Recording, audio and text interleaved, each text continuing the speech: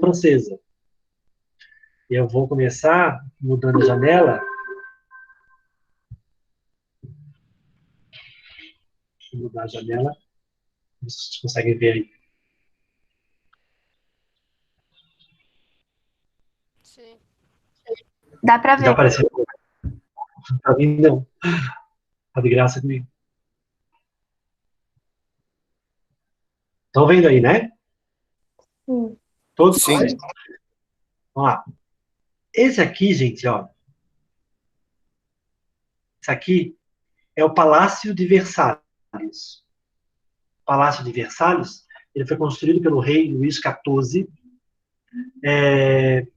O objetivo do Luís XIV, aquele que era o rei sol, o mais absolutista de todos, né, que dizia o Estado sou eu, rei da França, a realeza francesa morava em Paris, tá, no Palácio das Tulherias. Só que Paris era muito agitada, tinha muita gente morando em Paris, era a capital, né, muita gente pobre, muita gente desempregada, morando em Paris, era muito perigoso morar em Paris para a família real. E o Luís XIV vai mandar construir o Palácio de Versalhes. O Palácio de Versalhes fica a 1 hora, mais ou menos, de metrô, de trem, de Paris, fica um pouquinho distante. A ideia da construção do Palácio de Versalhes era justamente tirar a família real dessa muvuca popular, que era muito perigosa. E ele é o maior palácio da Europa. Tá? Ele é gigante, e tem aqui mostra um pedaço dele, ó. Aqui mostra, olha lá. Olha só. São 3 andares. Tá? No terceiro andar aqui, ó, do lado esquerdo, era o lado da rainha, os quartos da rainha, são vários quartos. Do lado direito, os quartos do rei, são várias salas, vários quartos. Essa aqui é uma das salas, ó, a mais famosa de todas, a sala dos espelhos. Olha a altura dela, os lustres, o ouro. Isso aqui é ouro, ó. Isso aqui é feito em ouro. Tudo Mesmo nas roubado, paredes, né, dos outros países, das colônias. Né? explorado nas colônias, isso aí. Nas paredes, que tinham obras de arte, de artistas importantes, famosos. Eram umas salas gigantes, extremamente decoradas, ricas, né? Além dos quartos. Vamos ver se aparece aqui os quartos do Palácio de Versalhes. Fala, Brenda. Era a Laura. Fala, Laura. Pra que tinha essa sala aí de espelho? Aqui tem festas. Aqui eram as recepções, as festas. Que só nobres podiam participar, né, dessas festas. Querem ver o quarto o quarto? Aqui aparece o quarto. Aqui. Aqui é o quarto da Maria Antonieta, se não me engano. Que era a rainha. Assim que abri. Tá me sabotando. Eram vários quartos, assim, tá? Então, dependendo do teu título de nobreza, tu podia chegar até o quarto onde a rainha dormia. Né? Então, quanto maior o teu título de nobreza, mais longe tu chegava. Isso aqui não existia, tá, gente? Esse negócio aqui, ó. Isso aqui foi colocado agora para os visitantes. Tá vendo que tem uma cordinha aqui, ó? A gente só consegue passar por aqui, ó. A gente vai visitando, hoje é um museu, da rainha. Olha como tem ouro nas paredes, Então, né? Obras de arte, teto, lustre. Oi? Viu só? Tem um monte de voz falando ao mesmo tipo. Tá travando? Tem um monte de voz igual a sua falando um monte de vezes. Tem uma fala em cima da outra.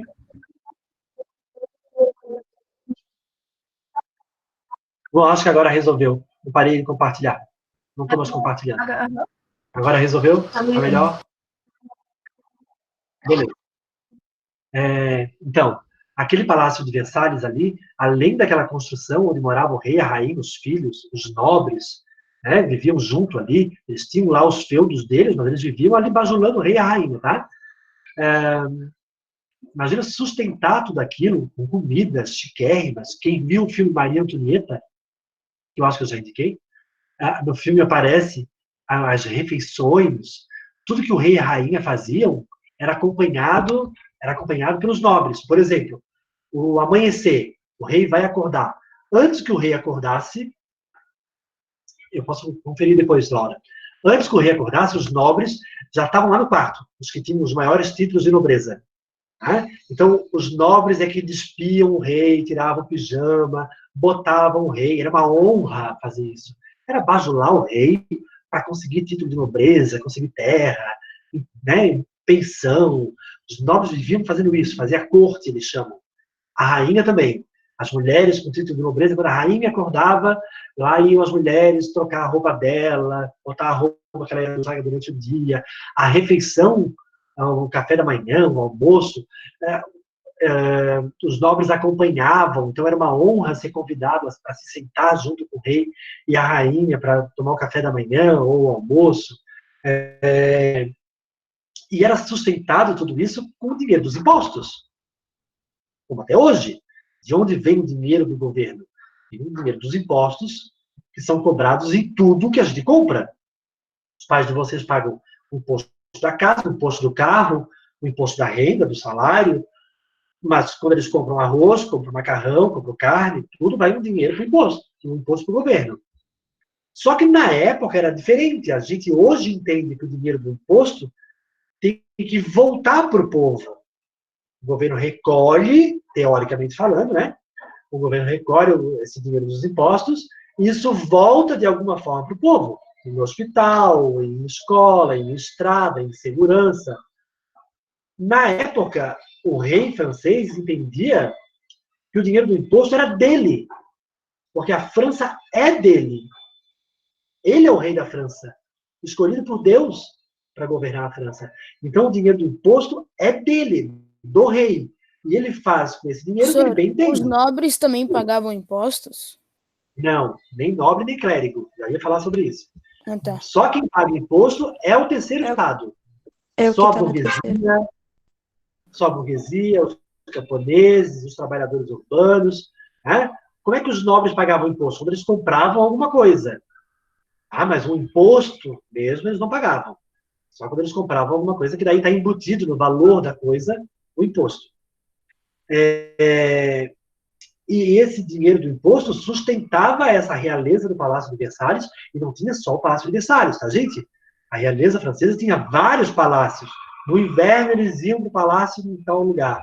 No verão, eles iam para tal lugar. Mas onde eles mais ficavam era em Versalhes, porque era maior. E tem uma coisa muito interessante, porque o Palácio de Versalhes não tinha banheiro.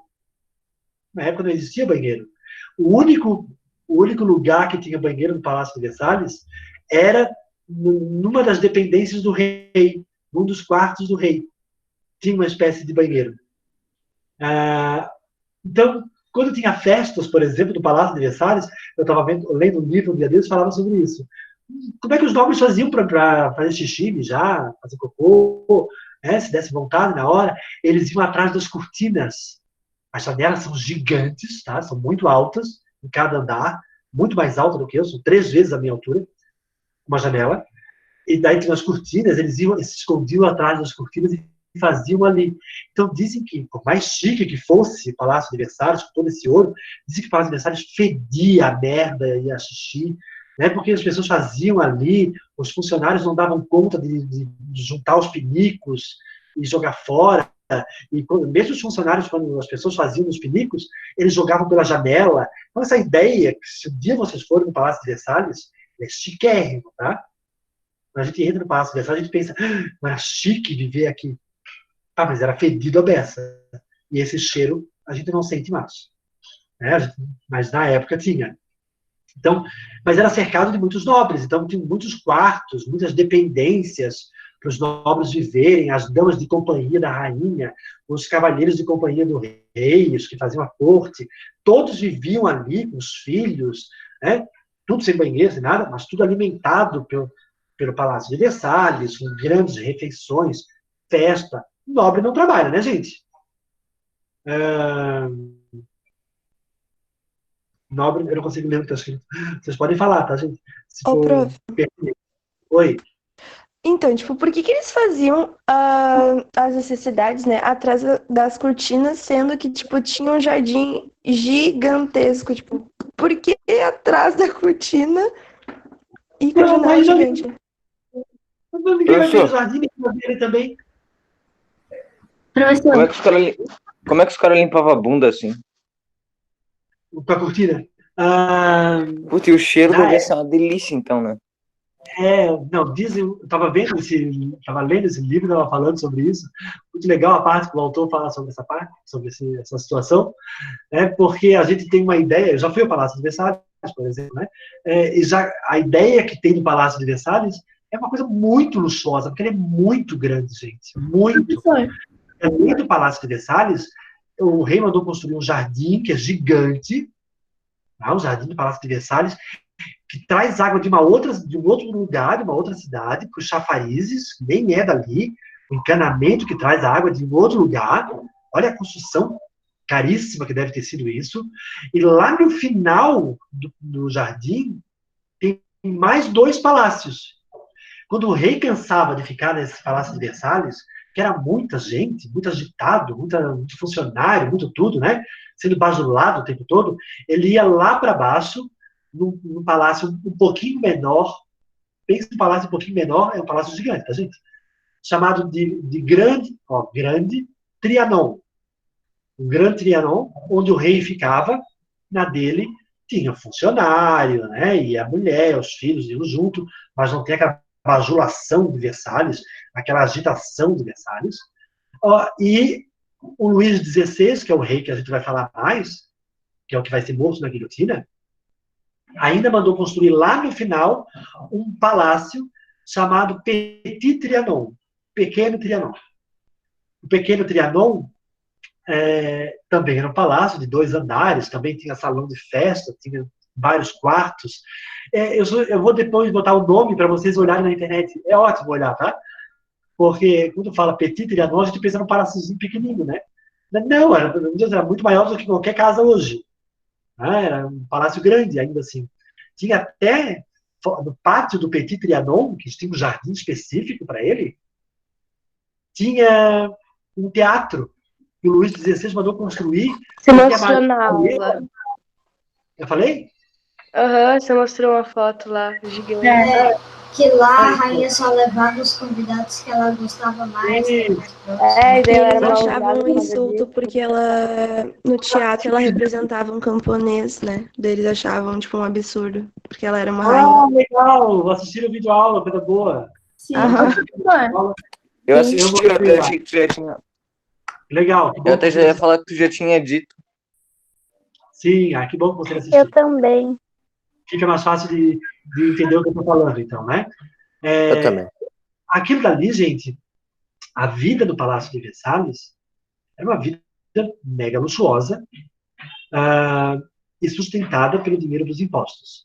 E, como o Gabriel estava falando, perguntando ali, os impostos eram pagos somente pelo terceiro Estado. Somente o terceiro Estado pagava imposto.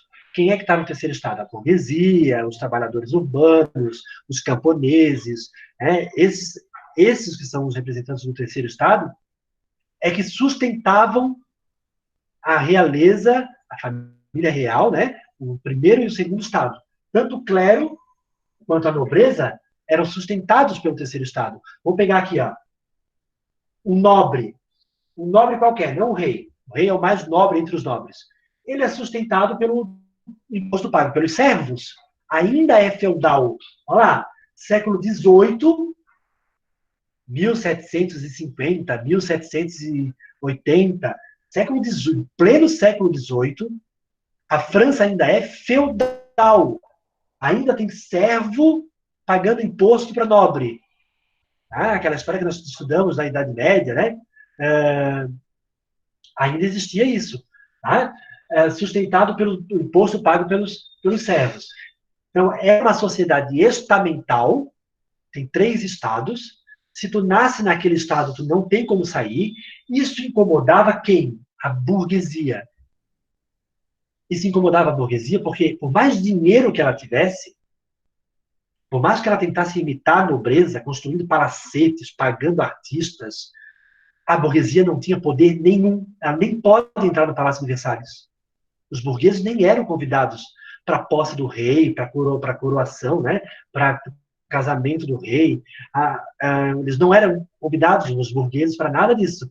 E eram eles que sustentavam a França, porque quanto mais dinheiro tu ganha, mais tu gasta. A burguesia pagava muito imposto. E ela não tem poder nenhum. Porque no caso da França, vamos lembrar lá a nossa aula, que é da época presidencial, quando a gente falou de absolutismo, o absolutismo da França é diferente do inglês. Na Inglaterra tinha o parlamento, lembra? Do João Sem Terra, lá que teve que assinar a criação do parlamento. No caso da França, o rei não tem obrigação nenhuma de convocar o parlamento. O parlamento existe. Dentro do parlamento francês, tinha representantes do primeiro estado, do segundo estado e do terceiro estado. Tinha um representante dos 3 estados dentro do parlamento. Só que o rei não chamava, não convocava o parlamento nunca. Ele é um rei absolutista. Ele toma a decisão a hora que ele bem entender, do jeito que ele bem entender, julga como quiser, cria a lei que quiser. Para nós parece meio absurdo isso, né? Pensar numa pessoa que tem tanto poder e um parlamento que não conseguia fazer nada, nem era convocado. Né? E os representantes do terceiro estado, dentro do parlamento, ficavam revoltados com isso, porque eles sustentavam essa vida e não podiam fazer nada. O rei absolutista. Então a gente tem, no século XVIII, uma França absolutista, uma sociedade ainda estamental, e uma economia mercantilista. Mercantilista porque o rei controla o mercado. Isso para a burguesia é ruim. Porque o rei definia o preço, o rei definia o que podia ser comercializado, o que pode ser exportado, o que pode ser importado. O burguês está preso ao monte de regra que o rei faz. Ele não pode crescer mais. E não tem o que fazer do rei absolutista. Isso incomodava a França naquele período. Além do que, Paris era uma cidade em efervescência, era muita gente. Muitos camponeses fugiam da terra e iam para Paris tentar encontrar um emprego.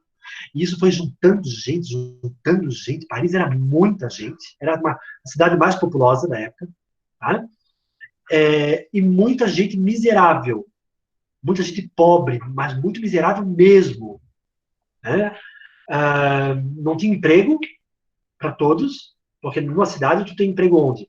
No comércio, trabalhando na casa de alguém, ou na indústria. Mas não tinha indústria em Paris. A França não tinha se industrializado por causa de um tratado, quem viu a videoaula deve lembrar, um tratado chamado Eden-Heineville, um tratado entre a Inglaterra e a França. Elas tinham feito um acordo que a Inglaterra venderia tecido para a França e a França venderia vinho para a Inglaterra. É óbvio que a Inglaterra vendia muito mais tecido que comprava vinho. E entrava muito tecido inglês na França. E a gente já sabe que as primeiras indústrias são de tecido. Na época não tinha plástico, não tinha nada disso para ter indústria de outra coisa. Então, a indústria de tecido da França não crescia para gerar emprego. Por quê? Porque o tecido que vinha da Inglaterra era muito barato. A Inglaterra já produz muito tecido há mais tempo. Se ela produz muito, é mais barato. Então, entrava tanto tecido, por causa do Tratado de Eden-Heineville, entrava tanto tecido na França, que a indústria de tecido da França, que existia, mas era pequenininha, não conseguia competir. Então, se ela não consegue crescer, não gera emprego. Se não gera emprego, aquele povo miserável de Paris passando fome, passava fome mesmo. Para vocês terem ideia, o valor de um pão de forma daquele, que era o que tinha na época, né? Era um carrinho de mão daquele cheio de moeda. Onde é que o povo ia arranjar um carrinho cheio de moeda? Então, para conseguir se alimentar, era muito difícil. Imagina esse povo passando fome e, em contrapartida, do outro lado, a gente tem uma realeza vivendo luxuosamente em Versalhes, sustentado pelos impostos pagos por esse povo. E daí, olha só, pense assim, quer ver? Vocês são povo de Paris, passando fome, sem emprego, e vocês sustentando a realeza de Versalhes. Acontece a Guerra dos 7 Anos, que nós já falamos sobre ela. Uma guerra entre os Estados Unidos e Canadá, A França vai ajudar o Canadá, que era a sua colônia, para fazer uma guerra lá na América. O que o rei faz? Para sustentar uma guerra na América, o que o rei fez?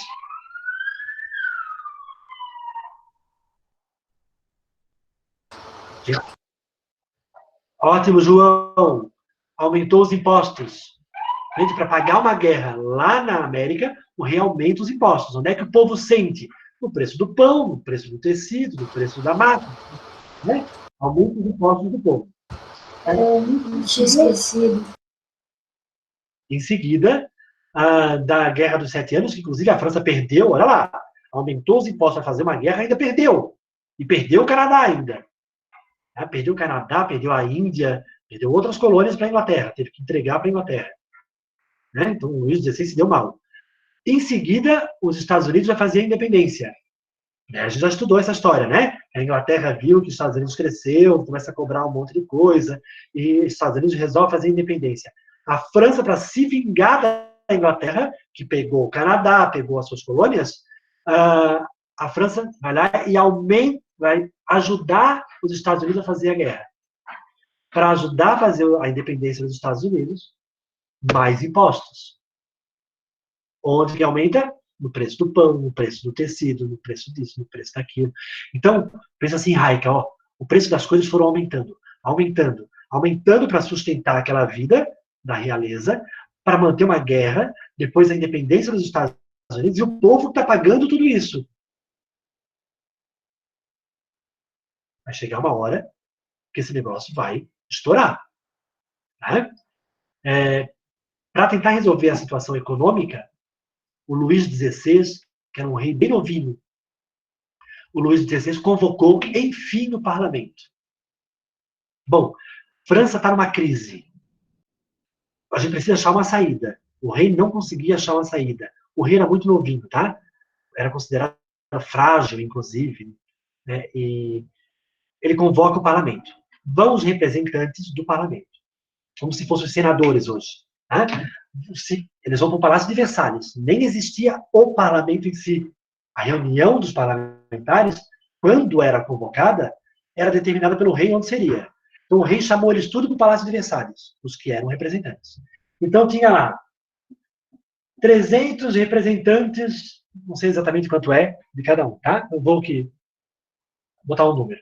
Do primeiro estado, do clero, tinham 300 padres que eram políticos, senadores. Tinham, do segundo estado, tinham 350 nobres, que eram representantes dos nobres, né, do parlamento. Ops, meu carro vai cair. Ai, meu Deus. E do terceiro estado, tinham 780. Estou chutando aqui um número. O terceiro estado tem mais representantes no parlamento, está vendo? Mesmo somando os dois, ó, o terceiro estado tem mais representantes. A França está numa crise, o rei convoca o parlamento para saber o que vai fazer, para consultar o parlamento, para ver o que a gente faz. Qual é a ideia? Uma crise precisa aumentar imposto, né? Até hoje é assim. Por exemplo, agora o Brasil está na história da pandemia. Quando acabar essa história, o que a gente vai ver é aumento de imposto. Porque o governo está usando o dinheiro que tem para fazer, ajudar o povo e comprar respirador e hospital, não sei o que, né? Onde é que vai vir esse dinheiro depois? Mais imposto. Podem esperar, porque vai vir. Né? A ideia do Luís XVI, quando convocou o parlamento, era aumentar os impostos. Mas o que ele faz? Como ele já aumentou 2 vezes, ele convocou o parlamento para botar a culpa neles. O que vocês acham de aumentar os impostos? Se eles aprovarem, o povo não vai culpar o Luís XVI. O povo vai culpar o parlamento daí. Entenderam a jogada do Luís? Consegue entender que é uma jogada política? Sim. Tá claro para todos? Ele foi esperto. Ele parecia ser frágil e tanso, o Luís XVI. Mas não era tão frágil assim, ele foi esperto. O que ele fez? Ele já aumentou o imposto várias vezes. Se ele aumentar de novo, o povo vai culpar ele pela miséria, pela fome. É perigoso isso para ele. Então, o que ele faz? Ele convoca o parlamento, eles foram para uma reunião, que na verdade são vários dias dentro do Palácio de Versalhes, sendo sustentados pelo Palácio de Versalhes, para discutir se aumenta os impostos ou não. Se eles forem votar, só quem paga imposto.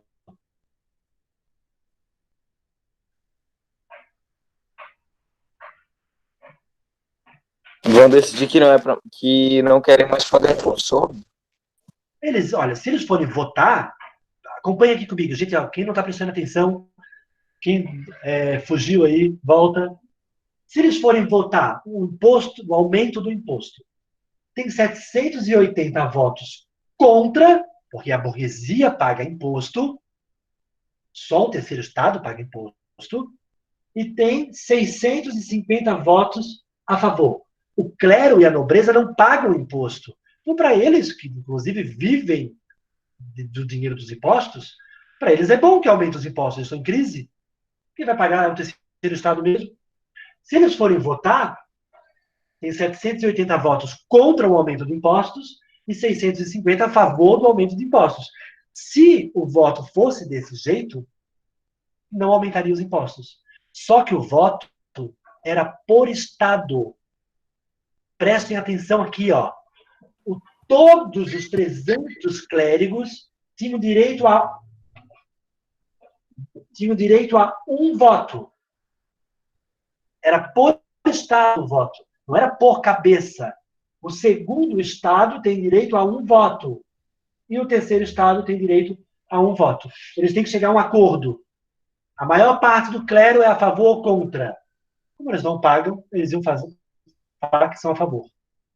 A igreja é a favor do aumento de impostos. A igreja é mantida pelo Estado, né, que pagava a construção. Né? O segundo Estado, que também não paga imposto, tem direito a um voto. Então, os nobres se reúnem, discutem e aprovam o aumento de imposto. O terceiro Estado, por mais que ele tenha mais raica, tá vendo? Olha aqui, ó. Por mais que o terceiro Estado tenha mais gente, ele só tem direito a um voto. Ele é contra o aumento de impostos, porque é ele que vai pagar. Mas ele perde. Então, por mais que tivesse o parlamento, por mais que o terceiro Estado estivesse no parlamento, ele não conseguia aprovar o que queria. Vamos pegar outra coisa. A França vai exportar... Não, o Tratado de Eder-Heineval. O Tratado de Eder-Heineval teve que ser aprovado pelo parlamento. Para a burguesia, que tem uma indústria de tecido, o Tratado de Eder-Heineval é ruim. Porque se entra um monte de tecido da Inglaterra, a dela não cresce. Vamos discutir no parlamento, aprovar um tratado com a Inglaterra. O clero também não tem indústria, ele é a favor. A nobreza também não tem indústria, é a favor. A burguesia é contra. A burguesia sempre perdia, porque ela só tem direito a um voto. Entenderam a jogada? Então, qual é a moral de chamar ela para o parlamento? A moral é transferir a culpa. O rei, quando chama o parlamento, que ele não é obrigado a chamar, é diferente da Inglaterra. Na Inglaterra, os reis, depois do João Sem Terra, eles tinham que convocar o parlamento toda vez que queriam aumentar os impostos e toda vez que iam declarar guerra. Lembram disso? Depois todo rei tinha que assinar o parlamento. É tanto que quando Carlos I, Jaime I quiseram fazer aumento de impostos sem consultar o parlamento, teve a Revolução. A Puritânia Gloriosa. Agora, pensa na França. Na França, o rei, existe um parlamento, só que o rei não é obrigado a convocar o parlamento. Ele só convoca quando ele quer transferir a culpa. Ó, eu já aumentei o imposto várias vezes. Para que eu não fique culpado, para que o povo não me veja de uma forma culpada, o povo tem que me ver como um representante de Deus. Não como o dono da desgraça deles. Então, ele convoca o parlamento para transferir a culpa para o parlamento. A ideia era essa. Ah, bom, ele sempre vai conseguir o que ele quer. Porque ele se articulava com o clero, com a nobreza, que são sustentados por ele, né, e sempre conseguia aprovar. Só que ele transfere a culpa. Quem foi que aprovou isso? Foi o parlamento. Né? Até hoje é possível fazer isso, né? de aprovar uma coisa e dizer que foi o parlamento que aprovou, não tem nada a ver com isso. Ele usa o parlamento para não ser culpado. Entendeu, Marina? Ó, quem foi que aprovou o aumento de impostos? O parlamento. Fiquem com raiva do parlamento, não de mim. O Luís XVI convocou, então, o parlamento, tinha essa configuração, porque o voto era por Estado, não por cabeça, e o parlamento aprovou, o terceiro Estado, o parlamento ia aprovar, né? O que o terceiro Estado fez? O terceiro Estado se retirou da reunião, os representantes do terceiro Estado, eles se retiraram dessa reunião, e foram para uma outra sala do Palácio de Versalhes, e disseram que só iam sair dali quando eles escrevessem uma Constituição. O que eles estão querendo fazer? Se eles escreverem uma Constituição, o que eles vão fazer, gente? Vocês sabem o que é uma Transformar a Constituição? França numa democracia? Vamos botar um presidente. Não necessariamente, porque a Inglaterra tem uma Constituição e tem uma rainha. Olha lá, quando o Não terceiro diminui Estado o poder do rei? vão diminuir o poder do rei. Olha lá, gente que não sabe o que é Constituição, olha lá. É uma palavra que não é comum no vocabulário de vocês. Constituição é o conjunto de leis. Todas as leis de um país estão escritas num livro, e isso é a Constituição. Tá? Não existia leis na França. O rei é absolutista. O rei faz o que quer. Quando o terceiro Estado sai da reunião, porque viu que ia perder, e se reúne nessa sala de jogos, apelar, é uma sala de jogos que parece tênis hoje em dia. Né? O badminton, parece badminton. Eles se reuniram na sala de jogos e disseram, a gente só vai sair daqui quando a gente escrever uma Constituição. O que eles estão tentando fazer, ao escrever uma Constituição, é acabar com o absolutismo. Eles não são contra o rei, tá, Pedro? Ó, o problema não é que a gente não queira o rei. Pode ter o rei, só que o poder vai ser do parlamento. Que nem na Inglaterra. Quem manda na Inglaterra hoje não é a rainha, é o parlamento, é o primeiro-ministro. O que eles querem é tirar o poder do Luís XVI. Então eles se reúnem nessa sala, se sentaram lá e disseram, a gente só sai daqui depois de escrever uma Constituição. Pronto. Imagina quando essa ideia chegou em Paris. Cheio de gente. As ideias iluministas fervilhando, liberdade de expressão, liberdade econômica, liberdade política, desfazer contrato social, bom selvagem, a sociedade que corrompe, aquelas ideias iluministas circulando em Paris, fervilhando em Paris, vida pobre em Paris. Pedro? Você vai usar a minha aula para ficar assoviando?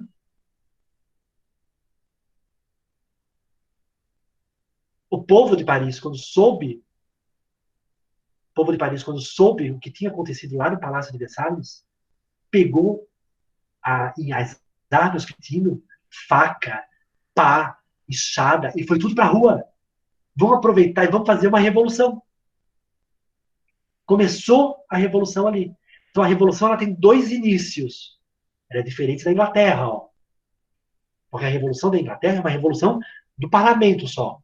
No caso da França, tem do parlamento, o terceiro Estado se retirou, foi para a sala de jogos, e está se opondo ao rei, mas em Paris o povo pegou em armas, faca, o que tinha, né? E vai para a rua e começa a matar os soldados, e eles vão invadir, inclusive, uma prisão, a Bastilha, um B, Bastilha, B de bola. Eles vão invadir a Bastilha porque na prisão, na Bastilha, tinha armas, tinha munição, tinha pólvora, né? Eles invadiram, o povo foi mesmo, quebrou tudo, gente. Eles derrubaram a Bastilha, roubaram as armas e foram marchando até o Palácio de Versalhes.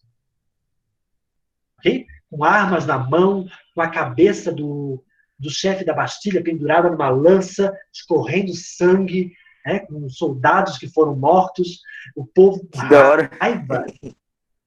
Oi? Que da hora? Não sei se o chefe da Bastilha foi muito da hora. Mas o povo estava com raiva de tudo aquilo. E alguém falou alguma coisa contra o rei, começou a Revolução Francesa.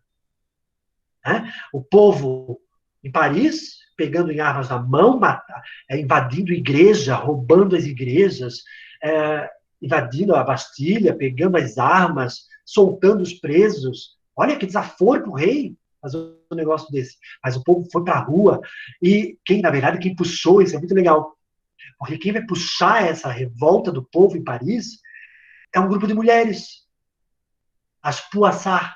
As Poissards eram as mulheres que escamavam peixe na beira do rio. Elas trabalhavam com faca, escamando peixe que ia ser vendido por alguém. Né? Elas, quando souberam disso, pegaram as facas e, imagina um monte de filho passando fome, né? Uma mãe vendo os filhos passar fome com raiva. Essa raiva alimentou as Poissards, que foram para a rua e chamaram o povo parisiense, que pegou o que tinha de faca, de pá, de enxada, de foice, e invadiu igreja, foi roubar a igreja, palácio, a Bastilha.